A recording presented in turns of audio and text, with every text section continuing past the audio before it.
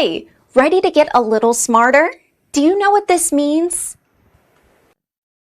The first definition of slap. Hit or strike with the palm of the hand or a flat object. For example, my sister slapped my face.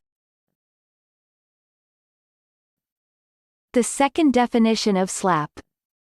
Put or apply something, somewhere quickly, carelessly, or forcefully.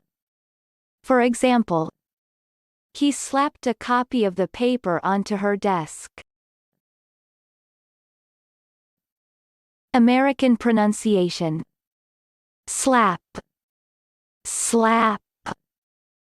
Repeat the word after me.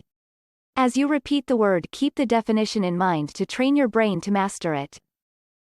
Slap. Say. Slap. Slap means hit or strike with palm of hand or flat object. Slap. Slap. Practice. Listen to what I say, then pause the video and repeat after me. Train your brain to master this word. Let's begin. The first practice. Kamiko jumped on top on Turk and began to slap him. Now, repeat after me. Kamiko jumped on top on Turk and began to slap him. The second practice. She shot me a fierce look as I began slapping her rapidly.